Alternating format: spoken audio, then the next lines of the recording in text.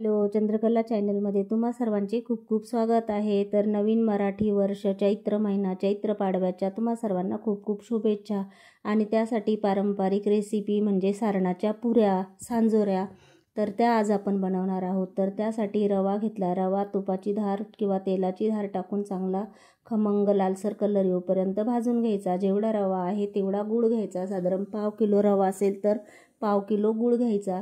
त्या गरम पाणी करायचं, अंदाजे 1-1.5 कप पाणी गरम करायचं। त्यामध्ये गूळ चांगला मिक्स करून घ्यायचा, अगदी बारीक करून घ्यायचा आणि मग पाणी गाळून घ्यायचं दुसऱ्या भांड्यामध्ये, कारण वरती खडा वगैरे कचरा असतं ते निघून जातो।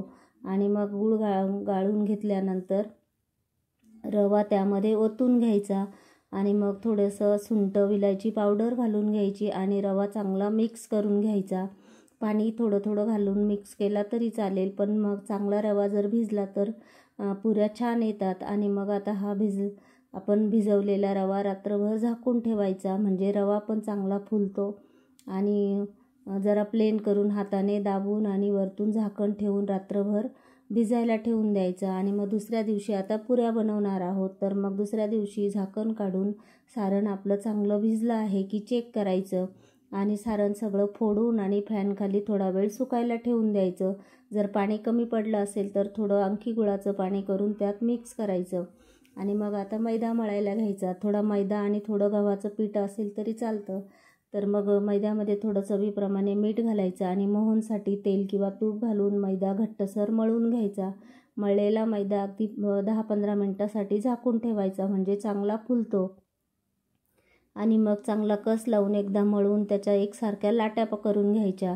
लाट्या कापून घेतल्यानंतर मग छोट्या छोट्या पुऱ्या लाटून घ्यायच्या। तर मग एका वेळेला साधारण 10-12 पुऱ्या लाटल्या तरी चालतात। आणि मग पुऱ्या लाटल्या की मग त्या लाटलेल्या पुरीवरती सारण पसरवून घ्यायचं आणि मग पाण्याचं बोट फिरवून दुसरा एक पदर त्यावरती, म्हणजे दुसरी पुरी त्यावरती ठेवून घ्यायची। आणि मग तुम्ही वाटी किंवा तांब्या किंवा फिरकी असेल तर त्याने तुम्ही गोल गोल राऊंडमध्ये पुरी कापून घेऊ शकता। तर मग मी एका डब्याचं बरणीचं झाकण घेतलेलं आहे आणि त्याने आता ही पुरी गोल गोल राऊंडमध्ये कट करून घेणार आहे।